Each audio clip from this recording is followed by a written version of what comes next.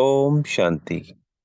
आज 3 अप्रैल 2024 के महावाक्यों के मनन चिंतन में सबसे पहले बाप दादा ने कहा कि बाप की याद में सदा हर्षित रहो और हर्षित रहते हुए पुराने देह को भूल जाओ।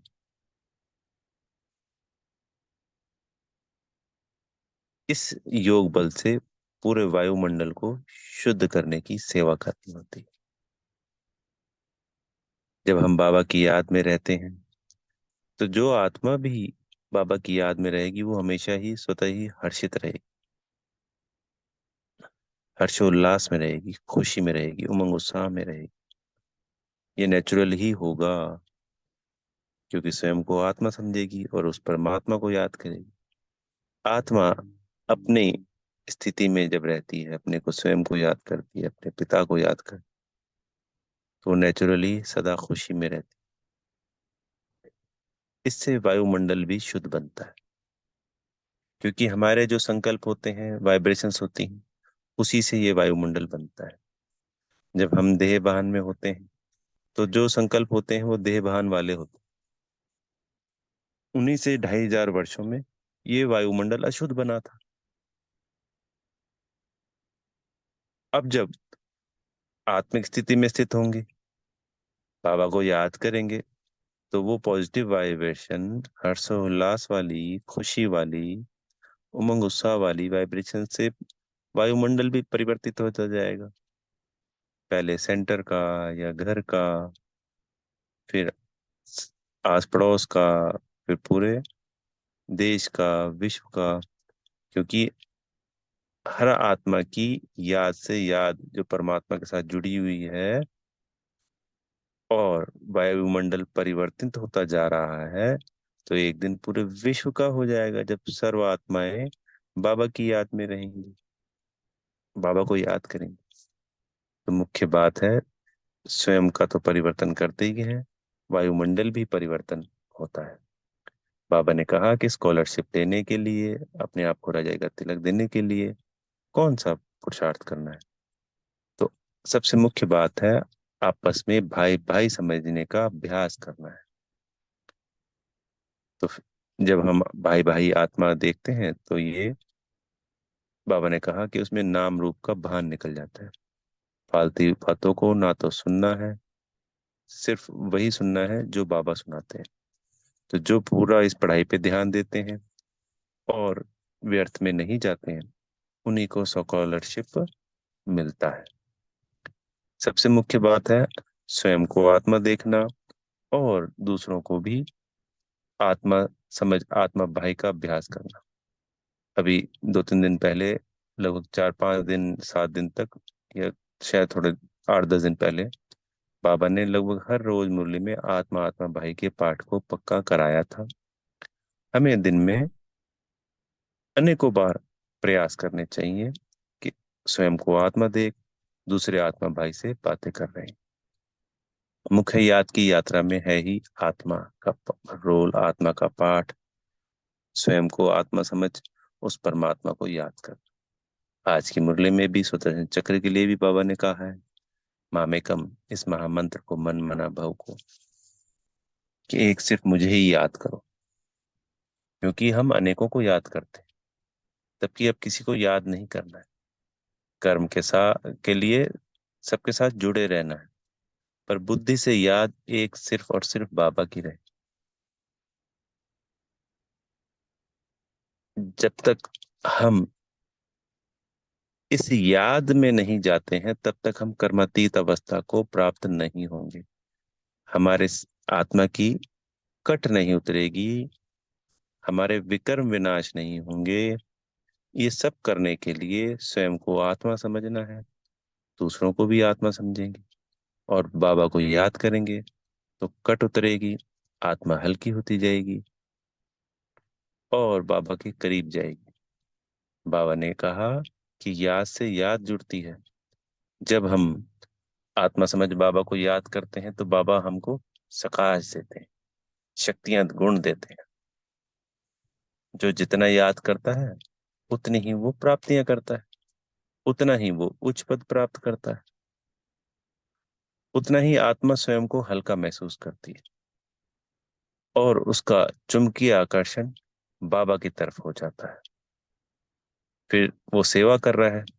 ये तो एक तरीके से मनसा सेवा हो गई। वायुमंडल शुद्ध हो रहा है, वातावरण शुद्ध हो रहा है बेहद का। फिर उमंग उत्साह में खुशी में रहेगा, तो दूसरों को भी मैसेज देगा बाबा का। तो ऐसे सर्विसेबल बच्चे को बाबा भी याद करता है। बाबा कहता है, दोनों बाबा याद करते हैं, ब्रह्मा बाबा भी और शिव बाबा भी, और उनको प्रकाश भी देते हैं।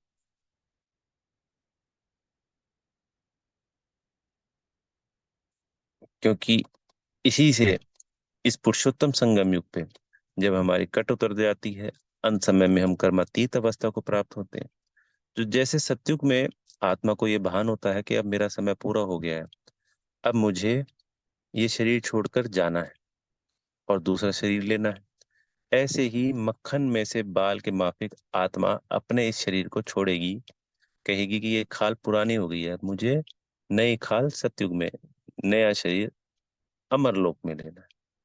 तो हमारा ये पुरुषोत्तम संगम युग पर, इस मृत्यु लोक में अंतिम जन्म।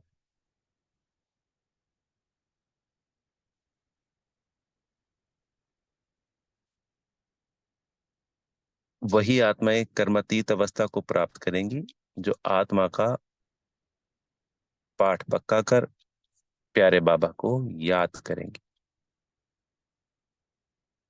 इसमें बेहद की सेवा स्वतः हो जाती।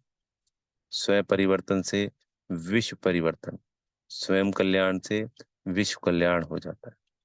फिर हमारे अंदर जो गुण शक्तियां आती हैं, उनको देखकर दूसरी आत्माओं का भी परिवर्तन होता है, उनके ऊपर प्रभाव पड़ता है। बाबा ने खुशबू की भी बात करी। जो आत्मा आत्मिक स्थिति में रह के बाबा को याद करेगी, तो जैसे फूल की खुशबू होती है, बेहद में फैलती है, भले हद में फैलती है उसकी, पर हम आत्माओं की खुशबू बेहद में फैलती।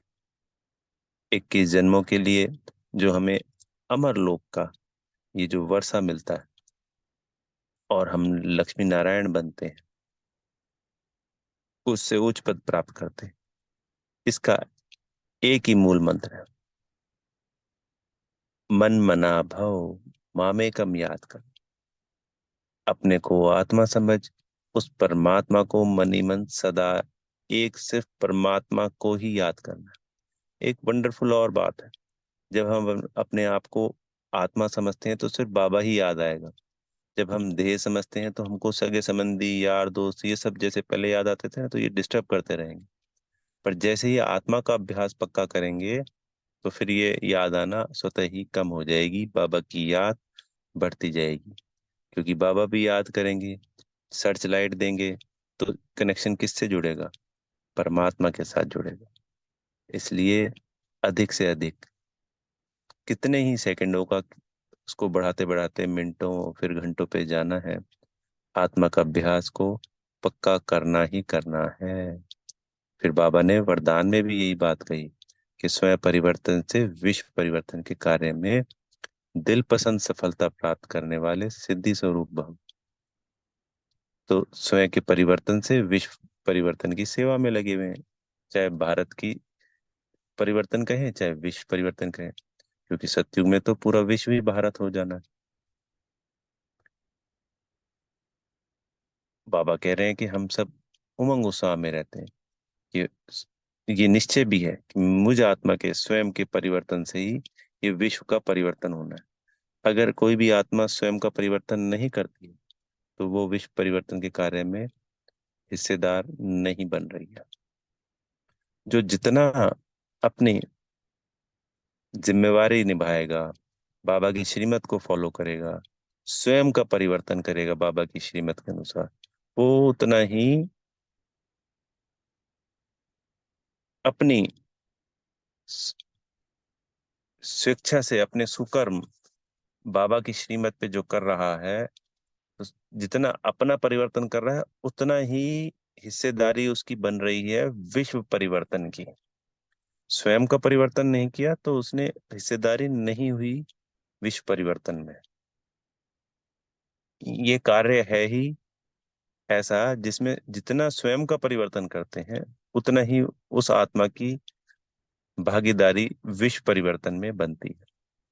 इसमें बाबा ने कहा कि दिल पसंद सफलता प्राप्त करने के लिए वृत्ति, वाइब्रेशंस और वाणी तीनों शक्तिशाली होंगी, उतनी ही उसको सफलता मिलेगी। संकल्प, फिर आत्मिक स्थिति में स्थित होने से वो वाइब्रेशंस, और जो वाणी, जब तीनों शक्तिशाली होंगी तो सफलता तो हुई ही पड़ी है। अच्छा। ओम शांति। बेहद का शुक्रिया